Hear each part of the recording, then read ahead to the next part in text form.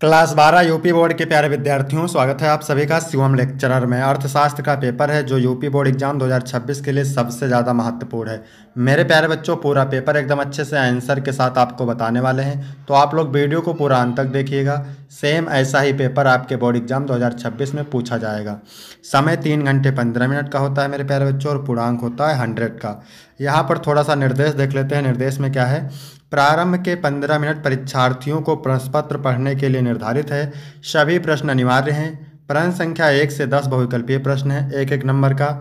प्रश्न संख्या 11 से 18 अति लघु उत्तरीय प्रश्न है, जिनका उत्तर आपको 50 शब्दों में देना है, तथा प्रश्न संख्या 19 से 24 लघु उत्तरीय प्रश्न है, जिनका उत्तर 150 शब्दों में देना है, तथा प्रश्न संख्या 25 से 27 विस्तृत उत्तरीय प्रश्न है, जिनका उत्तर आपको 300 शब्दों में देना है। सभी प्रश्नों के निर्धारित अंक उसके सामने अंकित हैं कि कौन सा प्रश्न कितने अंक का है। तो सभी लोग वीडियो को लाइक करेंगे, चैनल पर नए होंगे चैनल को सब्सक्राइब करेंगे, शेयर करेंगे। चलिए वीडियो को शुरू करते हैं। सबसे पहले बहुविकल्पीय प्रश्न। इसमें प्रश्न नंबर 1 है, अर्थशास्त्र के जनक कौन कहे जाते हैं? एडम स्मिथ, मार्शल, रॉबिन्स या मेहता? तो मेरे प्यारे बच्चों, अर्थशास्त्र के जनक हैं एडम स्मिथ, का ऑप्शन राइट हो जाएगा। इसके बाद प्रश्न नंबर 2 है, एक वस्तु की मानवीय आवश्यकताओं को संतुष्ट करने की क्षमता को कहते हैं? उपयोगिता कहते हैं, उपभोग कहते हैं, उत्पादन कहते हैं, कीमत कहते हैं? तो एक वस्तु की मानवीय आवश्यकता को संतुष्ट करने की क्षमता को कहते हैं उपयोगिता, का ऑप्शन राइट हो जाएगा। इसके बाद मेरे प्यारे बच्चों, तीसरा प्रश्न है, जब सीमांत उत्पादन शून्य होता है तब कुल उत्पादन होता है? न्यूनतम, शून्य, अधिकतम, इनमें से कोई नहीं। तो जब सीमांत उत्पादन शून्य होता है तब कुल उत्पादन अधिकतम होता है, का ऑप्शन सही हो जाएगा। प्रश्न नंबर 4 है, निम्न में से कौन उत्पादन का साधन नहीं है?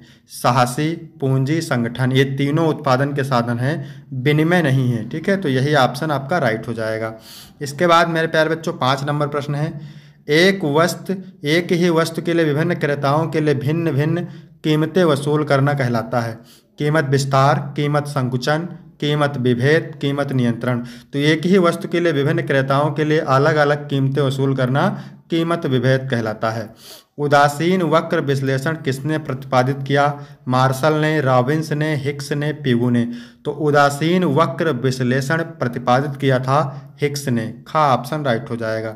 इसके बाद मेरे प्यारे बच्चों, प्रश्न नंबर 7 है, वर्तमान युग में उत्पादन के कितने साधन होते हैं? 3 होते हैं, 4 होते हैं, 5 या 6? तो 5 होते हैं। वर्तमान युग में उत्पादन के साधन 5 होते हैं। प्रश्न नंबर 8 है, 1 रुपये के नोट पर किसके हस्ताक्षर होते हैं? वित्त सचिव के, केंद्रीय बैंक के गवर्नर के, केंद्रीय वित्त मंत्री के, राज्य वित्त मंत्री के? तो 1 रुपये के नोट पर वित्त सचिव के हस्ताक्षर होते हैं, का ऑप्शन राइट हो जाएगा। इसके बाद प्रश्न नंबर 9 है मेरे प्यारे बच्चों, नकद कोष अनुपात का निर्धारण किया जाता है? सरकार द्वारा, व्यापारिक बैंकों द्वारा, केंद्रीय बैंक द्वारा, इन सभी द्वारा? तो नकद कोष अनुपात का निर्धारण केंद्रीय बैंक के द्वारा किया जाता है। 10 नंबर है, मनरेगा कार्यक्रम में कितने दिवस का रोजगार परिवार के एक सदस्य को उपलब्ध कराया जाता है? 150 दिन का, 120 दिन का, 100 दिन का, 90 दिन का? 100 दिन का, सी ऑप्शन राइट हो जाएगा। यहाँ तक हो गए आपके 10 बहुविकल्पीय प्रश्न मेरे प्यारे बच्चों। इसके बाद है अति लघु उत्तरीय प्रश्न। 11 नंबर प्रश्न है, अधिमांग से क्या अभिप्राय है?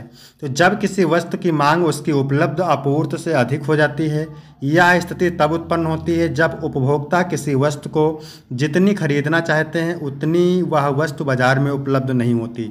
इसके बाद मेरे प्यारे बच्चों, 12 नंबर प्रश्न है, साख मुद्रा क्या है? तो इसका अभिप्राय यह है कि बैंक भविष्य में ऋणी से मुद्रा के लिए दावा कर सकता है। इसी के अनुसार बैंक अपनी जमाओं में विस्तार करने में समर्थ होता है। इसे बैंक द्वारा साख सृजन कहते हैं। इसके बाद है, राष्ट्रीय आय समिति की स्थापना किस वर्ष हुई थी? राष्ट्रीय आय समिति की स्थापना 1949 में हुई थी। इसके बाद है 14 नंबर प्रश्न, स्टॉक को परिभाषा दीजिए। स्टॉक की परिभाषा, तो स्टॉक समय के एक निश्चित बिंदु पर मापी जाने वाली वस्तु की मात्रा है। 15 नंबर है, बाजार शब्द से क्या अभिप्राय है? तो बाजार ऐसे स्थान को कहते हैं जहां पर किसी भी वस्तु का व्यापार क्रय विक्रय होता है। ठीक है। इसके बाद है 16 नंबर प्रश्न, अंतिम वस्तुएं क्या होती हैं? तो अंतिम वस्तु वह वस्तु है जो अंतिम उपभोक्ताओं द्वारा सीधे उपयोग के लिए उत्पादित की जाती हैं। ठीक है, अंतिम वस्तुएं वो होती हैं जो अंतिम उपभोक्ताओं द्वारा सीधे उपयोग के लिए उत्पादित की जाती हैं।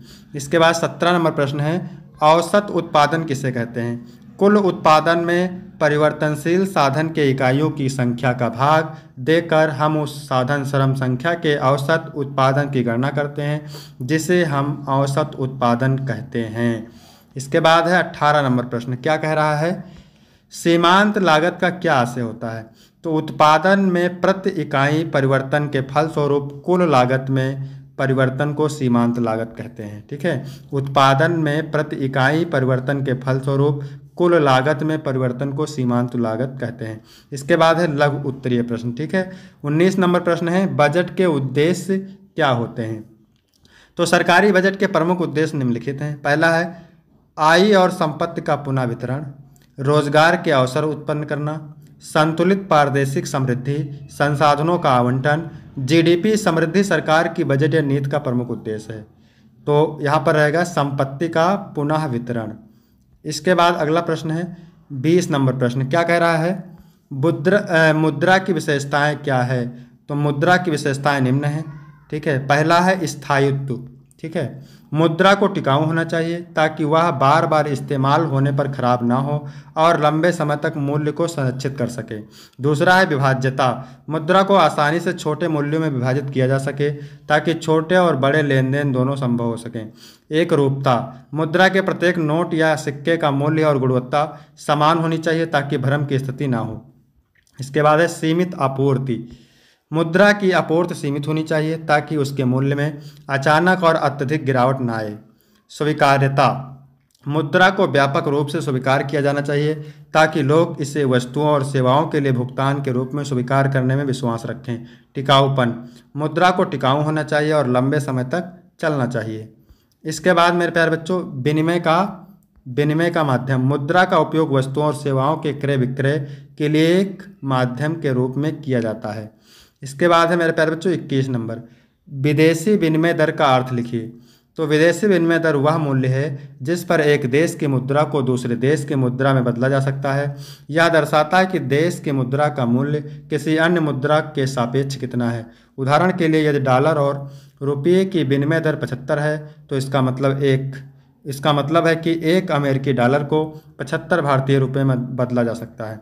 यह दर अंतर्राष्ट्रीय व्यापार और वित्त में महत्वपूर्ण है क्योंकि आप वस्तुओं और सेवाओं की लागत निर्धारित करती है और पूंजी के प्रवाह को प्रभावित करती है। इसके बाद है 22 नंबर प्रश्न, क्या कह रहा है? प्रत्यक्ष कर और अप्रत्यक्ष कर में अंतर। तो प्रत्यक्ष कर वह कर होते हैं जो व्यक्तियों या व्यवसायों पर उनकी आय, लाभ या संपत्ति के आधार पर लगाए जाते हैं, जबकि अप्रत्यक्ष कर व्यक्तियों या व्यवसाय के बजाय वस्तुओं और सेवाओं पर लगाए जाते हैं। अप्रत्यक्ष कर वस्तुओं या सेवाओं की कीमत में शामिल होते हैं और अंतिम उपभोक्ता द्वारा चुकाए जाते हैं। इसके बाद 23 नंबर है, सकल घरेलू उत्पाद से आप क्या समझते हैं? सकल घरेलू उत्पाद जीडीपी किसी देश की आर्थिक गतिविधि का एक संकेतक है जो एक निश्चित अवधि के दौरान किसी देश की सीमाओं के भीतर उत्पादित सभी तैयार वस्तुओं और सेवाओं के कुल बाजार मूल्य को मापता है। यह देश के आर्थिक स्वास्थ्य और वृद्धि को मापने का एक महत्वपूर्ण तरीका है। जीडीपी की गणना व्यय, आय या उत्पादन के आधार पर की जा सकती है। इसके बाद है मेरे प्यारे बच्चों 24 नंबर प्रश्न, ऐच्छिक बेरोजगारी तथा अनैच्छिक बेरोजगारी की संकल्पना को स्पष्ट कीजिए।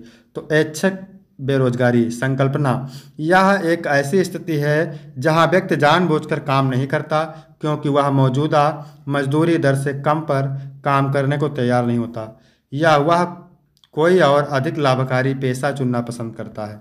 इसके बाद है दूसरा अनैच्छिक बेरोजगारी संकल्पना, यह एक ऐसी स्थिति है जहां व्यक्ति काम करने के लिए तैयार और सक्षम होता है लेकिन उसे नौकरी नहीं मिल पाती है। इसके बाद है दीर्घ उत्तरीय प्रश्न। ठीक है, 25 नंबर प्रश्न है, सरकारी बजट पर टिप्पणी लिखिए अथवा रिजर्व बैंक के मुख्य कार्य का वर्णन कीजिए। तो मोस्ट इंपॉर्टेंट है दोनों, तो इसको आप तैयार करेंगे। 26 नंबर है, 2 सेक्टर मॉडल में राष्ट्रीय आय निर्धारण की व्याख्या कीजिए अथवा बाजार संतुलन की व्याख्या कीजिए। तो इसमें से भी आपको एक करना है। ठीक है, इसके बाद है मेरे प्यारे बच्चों 27 नंबर प्रश्न, क्या कह रहा है? 27 नंबर कह रहा है, पूर्ण प्रतियोगिता का विस्तार से वर्णन कीजिए अथवा केन्स के रोजगार सिद्धांत के विस्तृत व्याख्या कीजिए। तो इसमें से भी आपको दोनों में से एक करना है। तो ये जितने भी प्रश्न हम बताएं सारे आप तैयार करेंगे, मोस्ट इंपॉर्टेंट हैं। तो वीडियो कैसा लगा? वीडियो अच्छा लगा हो तो वीडियो को लाइक करेंगे, चैनल को सब्सक्राइब करेंगे। फिर मिलते हैं आपको अगले वीडियो में, तब तक के लिए जय हिंद, जय भारत।